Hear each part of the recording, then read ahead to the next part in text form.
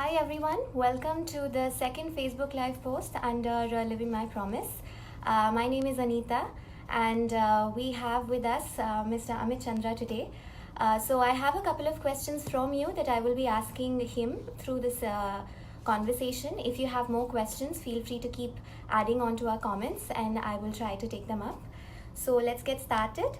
So Amit, my first question to you would be, much before Living My Promise, you and Archana have been involved with philanthropy.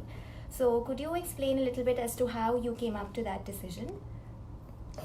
Thank you so much, Anita, for being here to ask me these questions. And thank you to the team at Living My Promise for setting this up. Thank you, all of you, for joining in on Saturday morning. I just wanted to make sure all of you can hear this conversation loud and clear. So if anyone can just type in to let us know the audio and video quality is good, we'd appreciate that. Just to answer your first question and get this conversation kicked off, Archana and I fortunately have evolved to where we are in terms of both giving our time and money somewhat organically. It's not been an overnight decision for us. Pretty much from the day we got married over 25 years ago, we started giving some part of our income, and I think it was ingrained in me to give back a little bit. Because we were all fortunate to be blessed with what we had. I was very fortunate that a lot of my education, higher education, was essentially paid for by the largest of others, and I never forgot that. I had scholarships pay for my engineering in my third and fourth year, and then I wouldn't have been able to do my MBA if it wasn't for a scholarship and go overseas. And so when I came back and started working as a banker and immediately got married to Archana, we started funding education of those less privileged pretty much in the first year itself. And then as income grew, we started giving more and more, both in an absolute sense, but we always had a percentage target in mind. And so we were able to basically meet those targets. But then at some point of time, we met extraordinary people in our lives. People like Venkat, people like Shaheen Mistry. And we realized that there were these people who actually gave a lot of their time, which was far more valuable than giving money. And so we started even giving our time. Along the way, we had many inspirations in our lives who we didn't meet but we read about. People like Chuck Feeney. I was very inspired by the philosophy of Guru Nanak. I at some stage went and did Vipassana, and Acharya Goenka's teachings inspired me, and we started thinking about the purpose of wealth, and that helped us really frame what the purpose of wealth in our own lives was, and got us to think about giving greater amount of both time and money. And once we were able to therefore define how much we really needed, I think everything else really became academic. And so this 50% target really has just been a target. I think we've been able to over time be blessed to give away a lot more than that on an annual basis. Archana at some point of time moved full-time to the social sector. At some point of time I was able to start doing the same in terms of at least spending half my time, and it's really been organic. As I said, it's not been something that has happened overnight for us. So Amit, you've been supporting a lot of different ventures. So could you share some of the causes that you are supporting and how you decided upon them? Yeah, people who've worked closely with me over the last 20-25 years will tell you that I'm not a visionary. I actually stumble upon things and keep refining my thinking process as I go along. And that's pretty much how we have arrived at the things that we work on at this point of time. At this point of time, and that's been the case for the last few years, I'm most focused on two broad areas of work. One is sustainable rural development, which is really working with the farming community on figuring out ways how to improve their income. And the second is investing in broadly the capacity building of the social sector and the philanthropic movement of India. So that's where pretty much 80% of our capital and pretty much 100% of our time as a foundation gets invested in. We keep a small percentage of our capital for other passion projects and legacy investments that we have made, that we keep supporting, whether it's institutions like Ashoka University, the pediatric hospital that we have invested in, and museums that we have supported over the years. But these are the two broad areas that we've supported, and the reason we support these two areas is mainly because what I've realized over time is that over half of India is agrarian dependent, and it's not a coincidence that if you look at who is below the poverty line and whose condition is the worst in India, it's actually people who live in these areas in deep rural India. It's also the women in these areas are the ones who are most marginalized, and so we decided that we need to focus most on them. Secondly, I realized that as a family, given we've not inherited a lot of wealth, but essentially our investment all goes from our running income, we have to think very hard about what will generate the maximum social ROI. And therefore, rather than focus just on programs, if we can build capacity of the social sector, that will actually be the most efficient way for us to deploy capital. And therefore, we invest very deeply in capacity building, and we've been doing that for the last decade. And so those have been the two big areas that we have focused on. Of course, when I started my journey, I started with education because that's what pretty much made me. And a good part of over a decade, or a lot of our capital went to education and then consequently health. But over time, as I've realized, a lot of capital goes into education and health.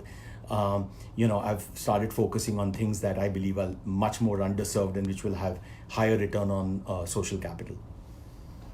So, sir, I think a broader question that's always related to philanthropy is that it's been happening for a long time.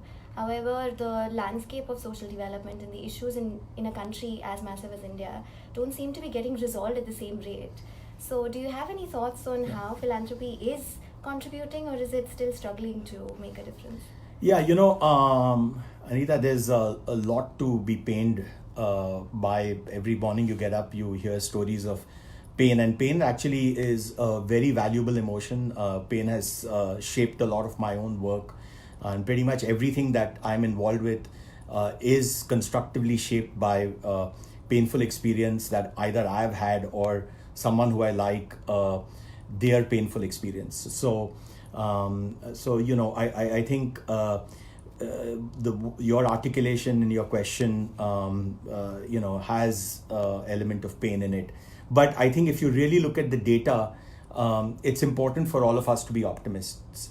And the fact is that work that has happened, whether it's via governments or via individuals in the social sector, has actually had great results, and we should never lose hope. If you look at any statistic of social development, our country has actually made great strides over the last 70 years. If you look at the history of our country, no one would have had any hope of it even surviving as a nation at the turn of independence, given the reality of what this country was. It was really a loose collection of many princely states. If you look at the condition of women or of any marginalized community at the turn of independence to where we are today, even though much is wrong with our country at this point of time, I think we've made a lot of progress. Yet a lot is wrong with it at this point of time, and a lot of work needs to be done. But I think whether it is the not-for-profit sector or philanthropists or the government, I think we must not lose sight that there is a lot of change. It's just that we need to accelerate that pace of change. We need to be much more strategic in how we do our work, and we need to be a lot more hopeful as well. So we have a question which says that, have you made any political donations or considered making them yet? And what is your view on individual supporting parties like in the US and other countries? Yeah, no, I am as apolitical when it comes to my public stance as possible. I keep my politics completely to myself, and I do acknowledge that I've voted for political parties across the spectrum. So my views have changed over the years. But I do, I do not donate money to any political parties, for the record, and I don't plan to either. And so, I limit my theory of change to the social spectrum as opposed to the political spectrum. Sure. So, slightly on a personal note, I think when you've chosen to commit a lot of your net worth towards social causes, in terms of your family, particularly your daughter, does she know about it? What is her opinion or her thoughts on it? Yeah, my daughter is completely aware of what my wife and I plan to do with whatever money we've been blessed with. We made her aware of it much earlier. She's 14 at this point of time. We made her aware of it 4-5 years ago. I actually, there's a very accomplished author called Sudha Menon who, wrote a book called Legacy, Letters from Fathers to Daughters. And, she invited me to write a letter in that book. And when I wrote that letter, my daughter was much younger. But at some point of time, I asked her to read the letter. And that letter, I made it clear to her what I would like to do with my wealth. And she's a very mature young girl with her head on her shoulders, and she likes to emulate her mother, who has devoted her life to the social sector. So she completely understands that what we'd like to do is invest in her education and values, and make sure there's a little bit of a safety net, God forbid anything goes wrong. But otherwise, the purpose of our whatever wealth we are being blessed with is essentially for society, and she appreciates that. Thank you. That's a beautiful thought. And for all the people who are watching, please feel free to keep adding your questions to the comments. I'm actually monitoring them as well, so we can keep adding them on. So, sir, a lot of people often believe that philanthropy is also a way of showing off quite often. So, and sometimes it becomes a little culturally inappropriate to talk about it. So what are your thoughts on it? Yeah, I think this is it's actually a very sensitive issue, and I know that my wife and I have had arguments about this issue as well. For a very long time, we actually gave largely anonymously via organizations like Give India, Dasara. We didn't even have a foundation. It's only over the last few years where the scale of giving became relatively large, and we needed actually operating teams to execute some of our programs that we actually formulated a foundation. And even then, I think my wife and I actually had very robust debates because she wanted to keep pretty much everything private. So I think, look, there are no right or wrong answers to this.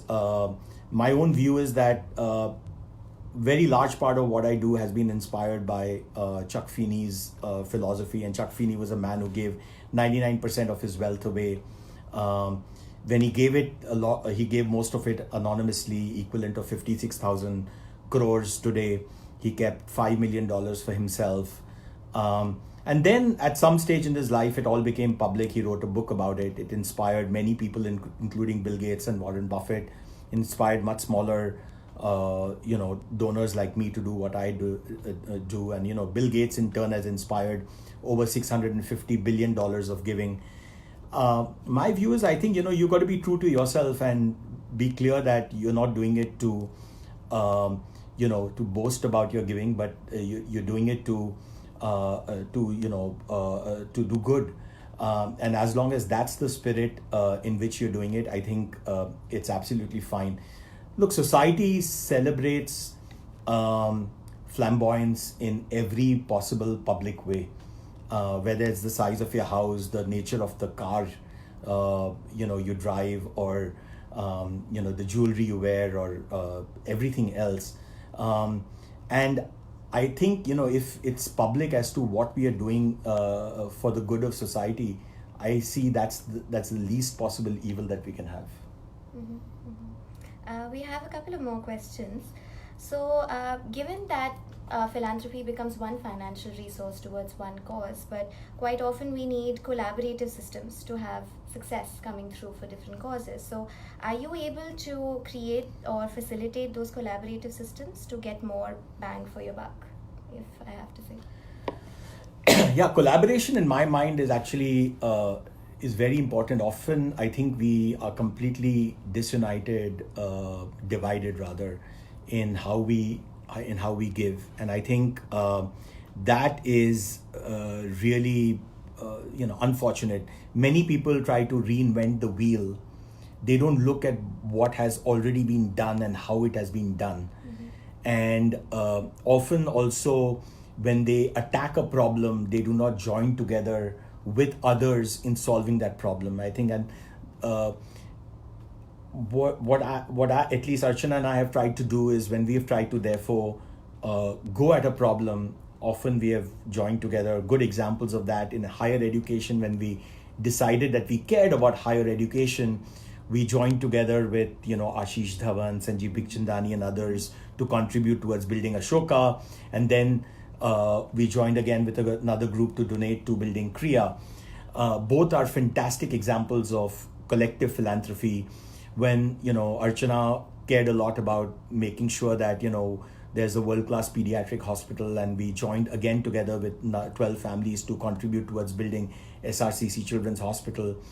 Again, when we started work in the area of drought relief in India, we found caring friends and Nimish Sumati, who was actually doing the right thing, and we joined his solution, and today that solution is over the last 4 years been active in 15,000 villages. And so we didn't care about finding our own solution. We took his solution and helped scale that solution. So in my mind, I think it's very important. It doesn't, everyone tries to reinvent the wheel. It's important to join movements that are effective and actually help them scale. Mm-hmm, mm-hmm. We have another question. The question is, acquiring wealth by doing only good work and giving away, or doing good work with no or less accumulation? Which one is better philanthropy and a living system for you? Well, I think, look, I think that there's no good answer to this. I remember at some point of time, when I wanted to quit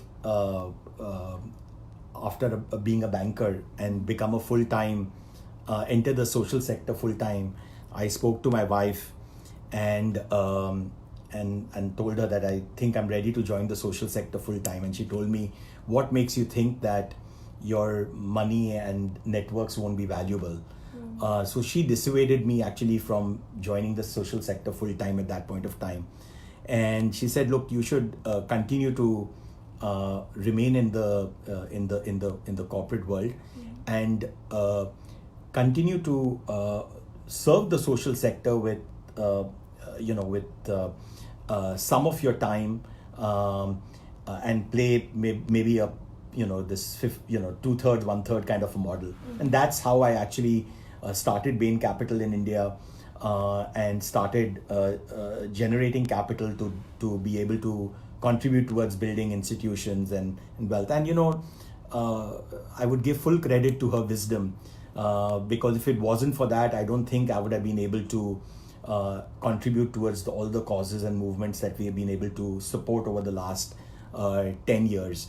I think without doubt that that capital has been far more valuable to all these institutions than the amount of gyan I would have been able to give them. We do live in a world where institutions, are massively capital starved. So I think both are valuable, but it is important to earn the capital in an honest way and be able to give it along with the time that you have. Mm-hmm. So you spoke about being capital starved, and I think that's a huge thing in the social sector as well. There are so many organizations that are looking for support financially. So were you worried when you signed up for Living My Promise that maybe a lot of NGOs would approach you for support, and how would you want to steer through that? Yeah. No, I don't think it worries me. Why should one worry about being approached? At the end of the day, all these are people who are doing good. I think the only thing that worries me is disappointing people. When you reply back to them and tell them that you can't support them, because I am extremely honest in being able to try to reply back to every message of for support that I get. Unfortunately, lots of people send me messages on platforms that I'm not on, like Facebook Messenger, etc., and then wonder why they're not getting responses. But every email or letter that I get, I try to respond to. And since we are very focused on two areas, and since we try to go deep into causes, we can't keep signing every NGO that that writes to us, and so we land up obviously saying a lot more no's than yeses. But it doesn't bother me, and we write back to people and explain to them why we are telling them no. But it doesn't bother me that people write to me. It does dishearten me that I can't say yes to everybody.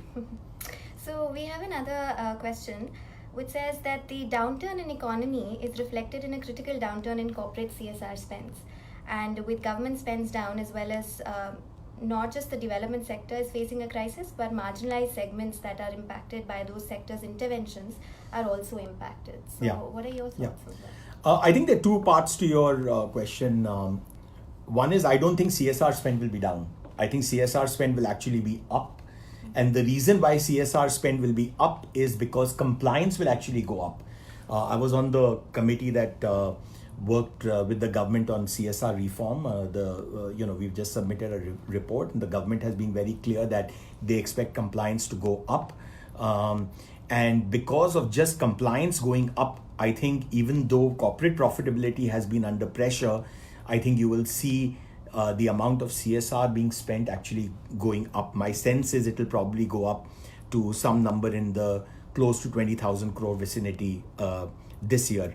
And so I think you'll see a uptrend in CSR. Point number one. Mm-hmm. Point number two, is if you look at the report that we have submitted, we've made two very important points, and we've been careful not mandating this, but nudging people towards it. A lot of the money, unfortunately, has been spent in areas where which are what I call easy to spend relatively. Education and health, partly because NGOs have historically focused on these areas. They're very well developed.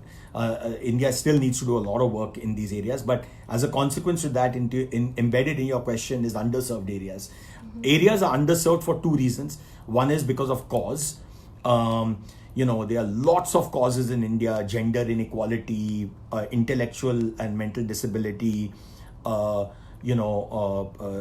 sexual awareness issues, sports, tribal issues. There's so many issues which are deeply underserved, governance.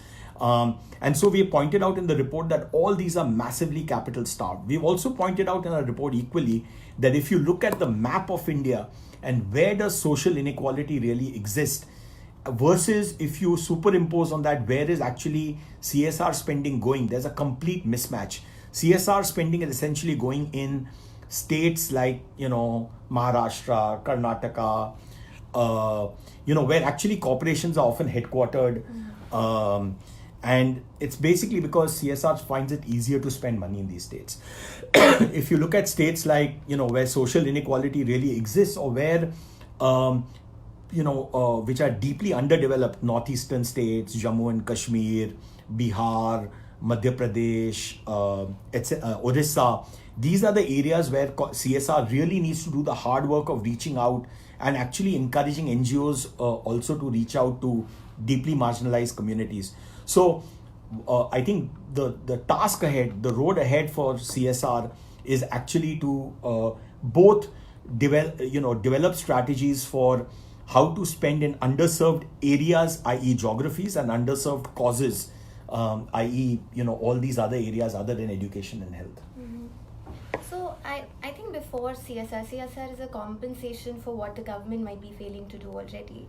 So what could the government learn from professional philanthropy in terms of ensuring benefits of its welfare programs to reach the right people? Yeah, Anita, that's a great question. I think, again, this was deliberated a lot in the committee. I think you'd be surprised that even the most erudite government members of the committee are very clear that they do not want philanthropists and CSR to substitute what the government does. Despite what ground level officers might want, that, they might want CSR to contribute to the government programs. What people really want, and the opportunity for philanthropists and CSR, is to do things which the government is unable to do. Now, what is the government unable to do?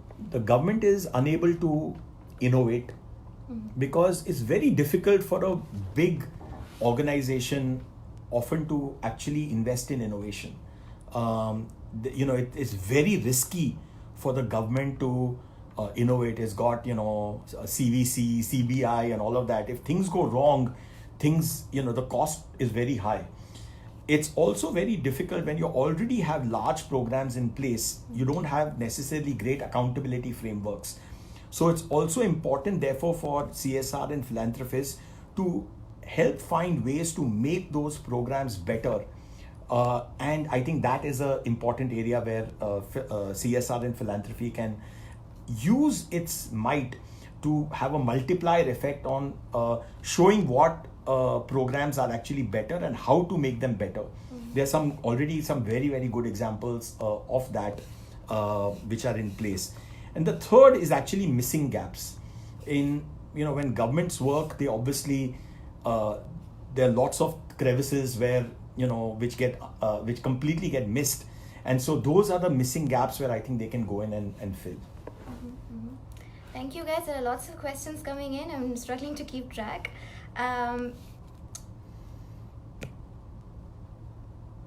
So I think...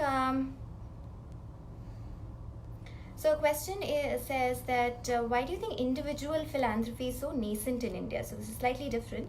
And why do you think many people are still reticent about contributing? And do you have any advice for people who might be interested but are currently feeling hesitant about it? Yeah, I think, look, my own experience is that individuals are actually not that reticent of contributing. If you go to rural India, actually at the bottom of the pyramid, people actually contribute. It's how they contribute which may be different. So people are very happy to contribute into a hundi of a temple or a mosque or a gurdwara or a church. So that's not a problem at all. It's basically people are also very often happy to give to solve a problem for a person around them. Now, I think the second way of contributing, actually a very good, effective way of contributing, because if you're solving a problem of a loved one or a person you care about, there is nothing wrong with that, right? That's actually the most powerful way of giving in my mind. The first one, I think, in my mind, is an ineffective way of solving. It's a good way of bribing your conscience or God, but does it really improve societal outcomes is highly debatable. No one's ever showed me anything, any evidence for that. The issue really is that if we really want to change things, and solve problems, then I think what we need to do is do a few things differently. One is we need to change the level of giving. Second is we need to change the way of giving. Okay. And then the question we got to ask ourselves is why are those things not happening? I think those things are not happening in my view, because one, there are lots of people who are sitting on the fence, believing that change will not happen. And so I think we need to make people believe that their money can actually change things.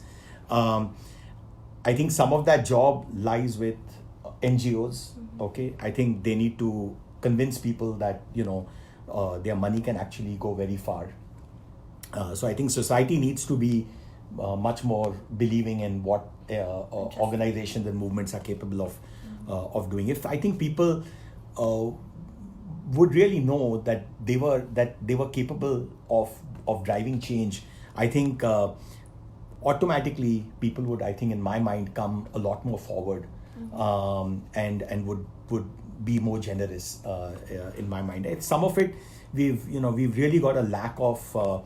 There's been a big communication failure, and there's been a big data failure in our country. I mean, because of, if you really look at data, we are, as you probably know, the data suggests that we are amongst the most miserly people even in our subcontinent.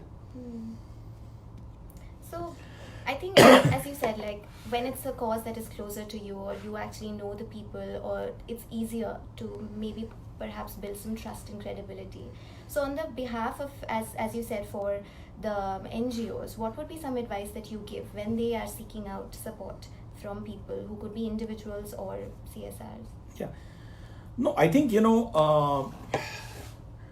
look, for NGOs, my suggestion would be that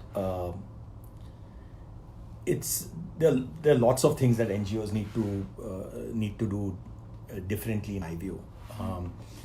One is NGOs need to really change the way they work, because my experience of working with NGOs has been that if you step back and think about this whole 70-year journey that we've had over independence, we've got so many NGOs, but it's really distressing that so few of them have actually scaled, right? And even compare ourselves to Bangladesh, where we've had a few really remarkable scale NGOs, that our NGOs are really dwarfed, right? We've actually seen relatively far more progress on social dimensions in a poorer country like Bangladesh than we have seen in a country like ours. And so you got to ask yourself why that's been the case, and why is the not-for-profit movement here not making more rapid progress than even a neighboring country like Bangladesh. So I think part of that failure obviously lies with people who support NGOs, but part of that failure in my mind lies with the leadership of NGOs as well. I think we got to make both of them work closely with each other, and we got to change the way NGOs work, and we got to change the way people support NGOs to be able to do things. I think we need more strategic thinking. We need more investment in the capacity building of NGOs. We need we have to move away from just anecdotes to much more of a data orientation. We need better way of communicating on impact. We need more investment in prevention than just cure. Otherwise we'll be constantly on this treadmill of poverty alleviation. We need more collaborations. But I think, if we reimagine the way we solve a lot of problems, I think we can make a lot of progress. Great thought. So there's a couple of questions more here.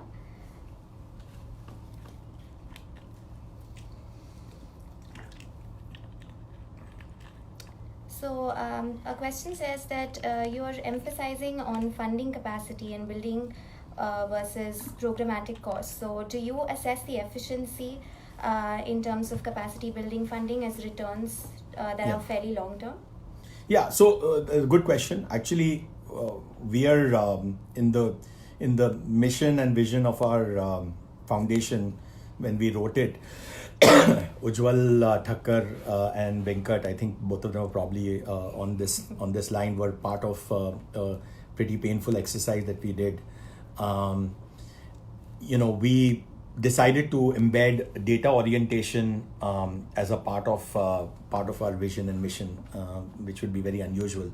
So we have that in our deeply embedded in everything we do, and so we actually look at what the returns are on pretty much every program. We have two verticals, as I said: sustainable rural development and social sector capacity building. And so even when we look at our capacity building investments, we look very closely at what the returns are on these investments. Some things are tougher to measure than others.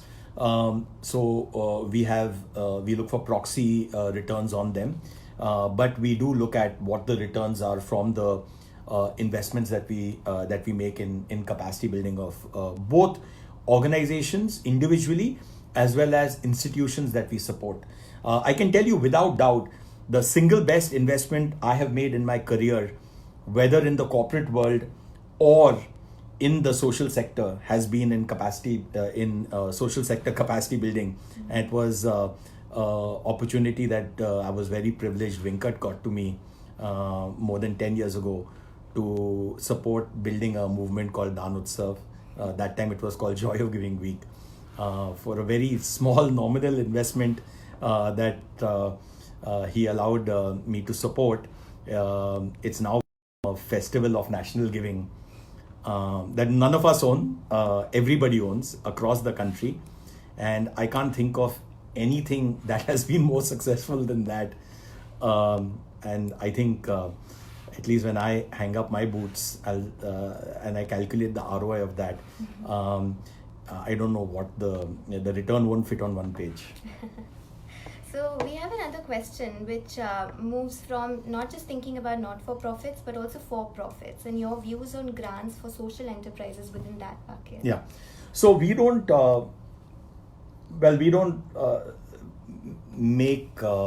actively make investments in social enterprises.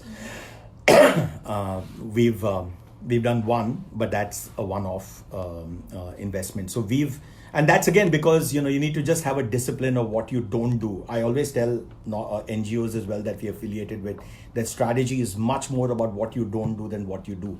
So we've taken the stance that there's a full industry which is evolving, ecosystem that's evolving to support social enterprises, and so it's we have taken the stance therefore that we will focus a lot more on the not-for-profit sector than the for-profit sector.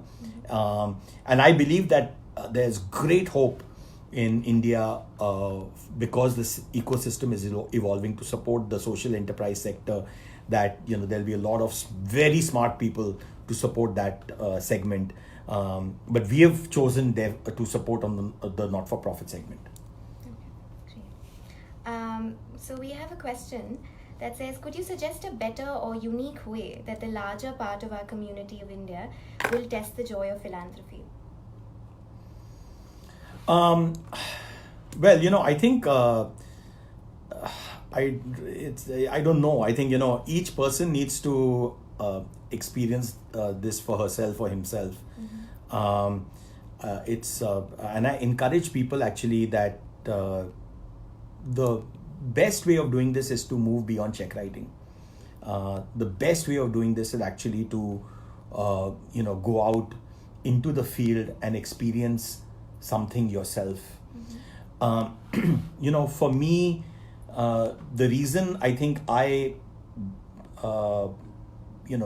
moved on this path was because of my early experiences in going and visiting schools, municipal schools, as a board member of Akanksha, and really seeing what kind of transformation was basically happening there.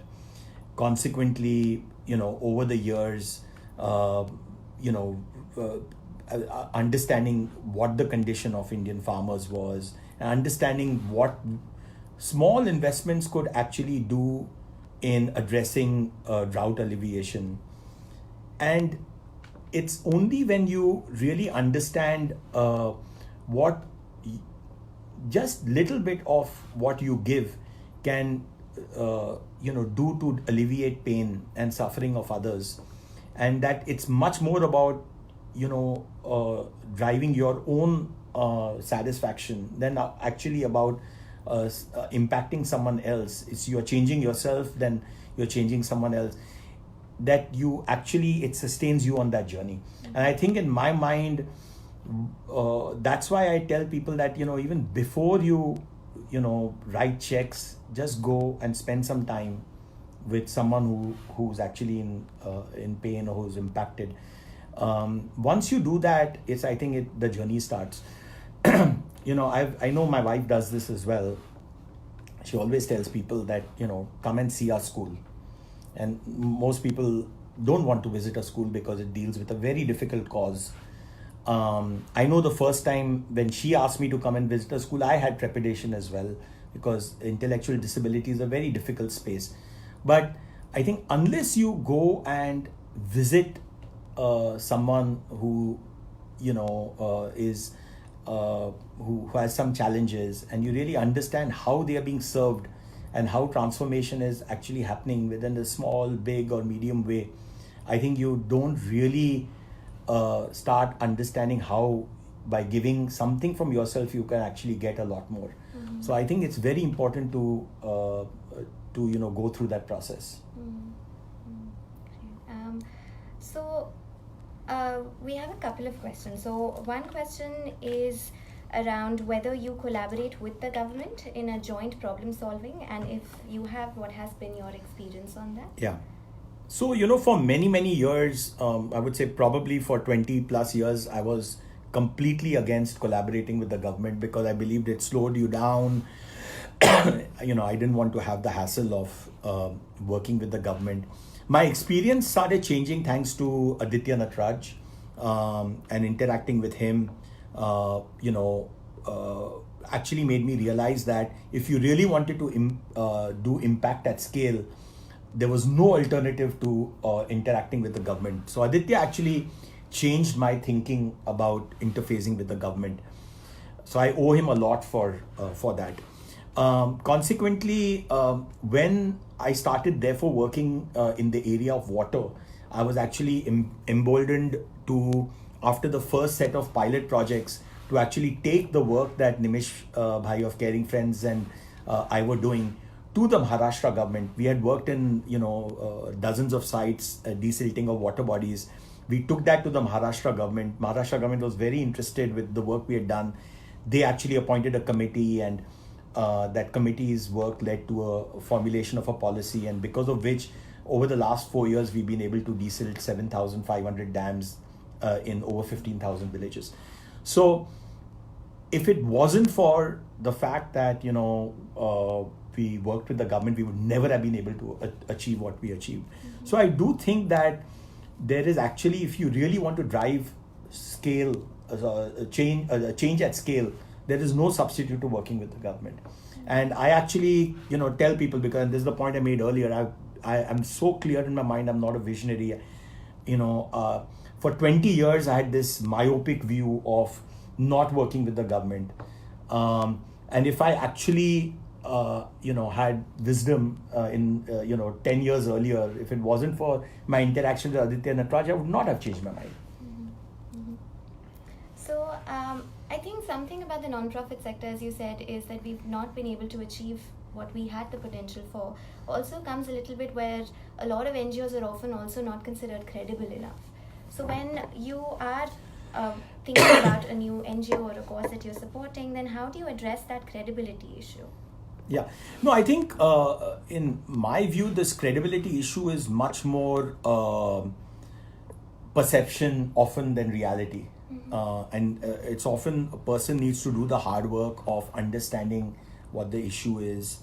And sometimes it is about many organizations don't have not done the hard work of putting together the right information, don't have the systems, and you need to actually help them develop some of those, because they've lived and worked in a very different way. but they have the orientation towards the communities that they work with. And so you need to help them develop what is perceived as credibility. So for example, we would never have been able to do a lot of the work we've done in water if some of the NGOs we work with would not have scaled, right? So you could have looked at them and said they are not credible enough, but you need to actually make them credible then, right? So, but I do think that, look, I worked in both the corporate world and the not-for-profit space. Without doubt, I can tell you that the corporate world is far less credible than the not-for-profit space. So what will it take for younger people to choose to work over here? As you say that this is potentially a space that needs a lot of effort. What would it take for younger people to find this aspirational and move into such a challenging space? I say this, Anita, that this is actually the golden age for the not-for-profit space in India, because many interesting things are happening at this point of time. One interesting thing is a lot more capital is flowing into it, compared to the 15, 20 years earlier when some of us started looking at the space more actively. Thanks to philanthropic capital, people like Mr. Premji putting a lot more capital to work, some of the other philanthropists, CSR money coming in, and that too, it's predictable capital, unlike earlier where NGOs could go in and not know whether you'll have budgets for next year. So there's more capital and there's more predictable capital, and I think that makes it very, very helpful. Point number one. But I think the other thing which is really interesting, which is happening, is talent. For the first time, I actually see, if you just count the number of fellowships available in the country and the quality of people who are entering these fellowships, it is truly remarkable. When I graduated, you had to be labeled a crazy jholawala to want to work, or jholawali to want to work in the social sector. Today, when I go to Ashoka University, 20%, 25% of our graduates want to work in the social sector. Many of them are amongst the brightest of the class. If I look at the Gandhi Fellowship, it's really difficult. Look at the number of people who apply. You look at people at Jagriti Yatra. You look at the Teach for India. I would not get into Teach for India if I was a youngster, right? So some of India's brightest want to work in the social sector today through these fellowships or when they are graduating school, university, right? So I think that is really, really unique. Now, what is it that we can do to encourage them? I think we need to narrow the pay gap that exists between the social sector and the corporate world. I think that pay gap has narrowed compared to what it used to be 10, 20 years ago. But I think we need to do more in that area. I think we need to invest more in them when they come into the sector. I think some of us are trying to do that. Our foundation is the largest investor in leadership and development in the social sector in the country. We run 8 programs that train 550 social sector leaders every year through 2 programs run by Harvard Business School, 2 run by Dasra, 1 by IIM Bangalore, Aditra, 1 by ILSS, 1 by ISDM. We want to expand that further, because why do people want to work in an area? They want to work in an area because they want to grow. So our vision is that 5,000 social sector leaders in a 10-year period must have high quality skills so that they feel like they're growing and contributing. So we must not just give them, good quality skills, but we must give them great career opportunities, good capital, and they should, at the end of the day, feel that they are actually the people who are building this nation much more than just people who are building corporations.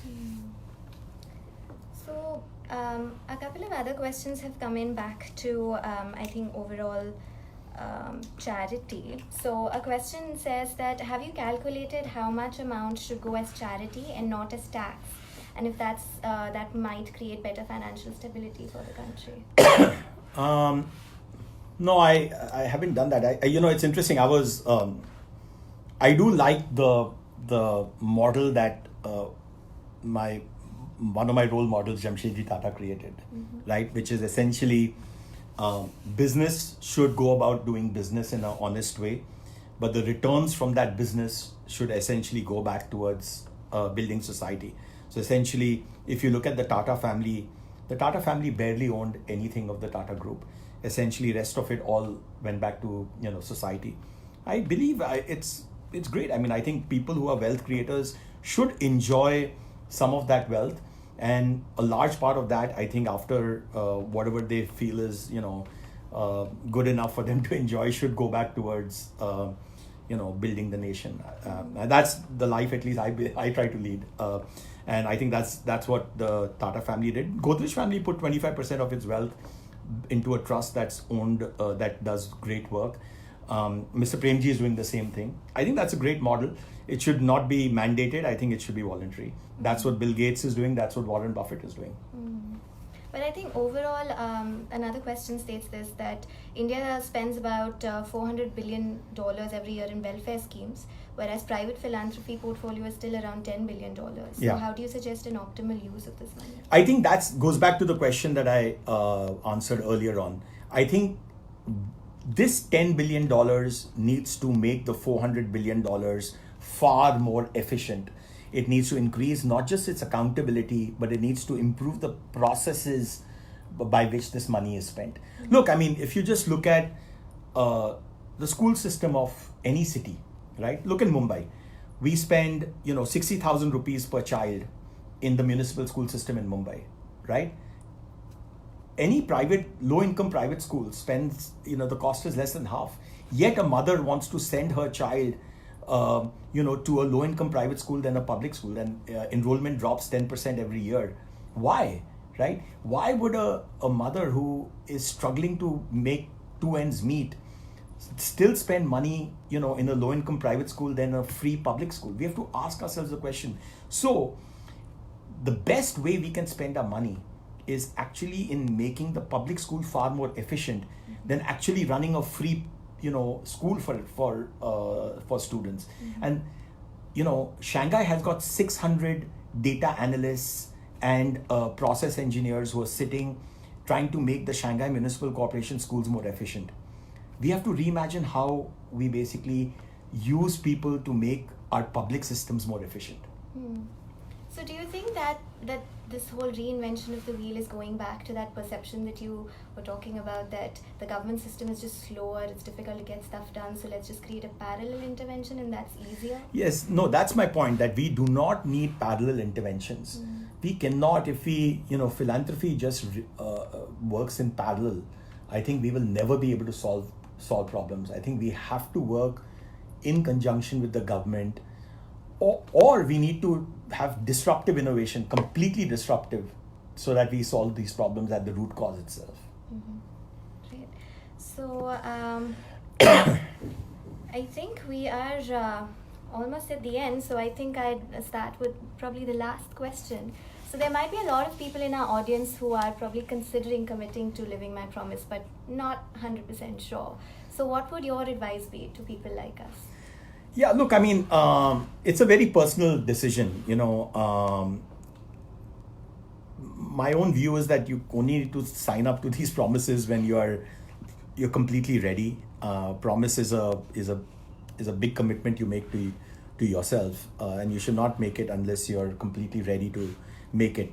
My wife and I, when we decided to do what we did, we deliberated on it pretty hard. I mean, I was ready to do it, but unless she was 100% sure, she did not sign up for it.